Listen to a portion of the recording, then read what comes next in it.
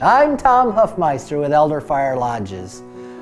Sometimes experience is the best teacher. And you know, we very often encourage those families, especially in dementia care, as they get on the beginning edges of the learning curve of how do I care for my loved one?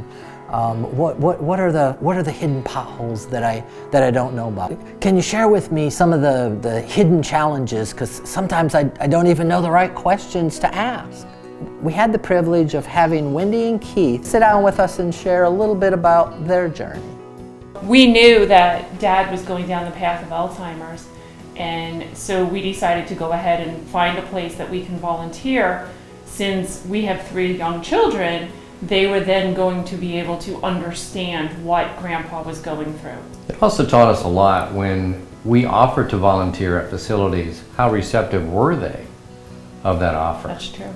And how well did they work with us in the activities that we were doing with the residents? And the place we chose allowed outsiders to come in and interact. So they weren't stuck on just a small amount of things the residents were allowed to do. They were open up to more possibilities and more ideas. Dad was in multiple places. You know, he did end up having to be moved. And there was times where we got no updates at all with Dad. And unfortunately at that point, he was in and out of the hospital. And we were not updated with what was going on with him. And that was very concerning because we really didn't know what was happening at the facility and why he was having all these hospital visits. And then there's other times where at another point, we got calls for everything. Dad has the sniffles. Can we give him a little bit of, medication to put the sniffles away?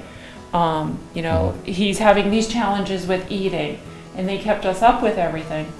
And when they did keep us up with everything, we were able to sleep at night so much better. I've had experiences where when I speak with the nurses and I speak with the caregivers and I express my concerns, that they're very helpful and they want to resolve the issues and they want to make sure everything is done to the best of the interest of Dad. And I've also had the experience where I've gone in the office and there was no help at all. Everything fell back on everything that we were doing wrong. And when they did that, many times when they were stating facts about Dad, there was nothing to do with Dad. And so in a situation like that, you can know right away that, really they don't have Dad's best interest at heart. It was extremely important that Dad was in a place where the culture allowed him to serve in a way that he could serve.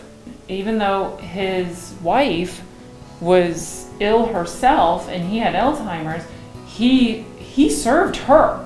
And so when he was there and it was time for meal and he was setting the tables, he was getting drinks for the other residents, he was helping other people, he really liked that. That made him feel at home.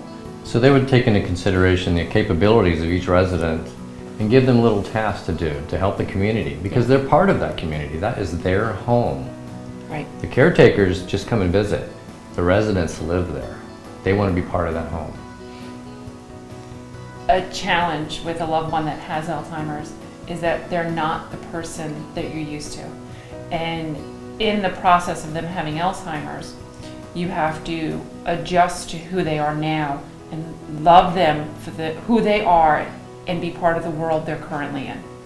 What an Alzheimer's patient sees as reality is not the same thing that you see as reality. Mm-hmm. But does the nursing staff go with their reality, or are they constantly arguing that their reality is not right?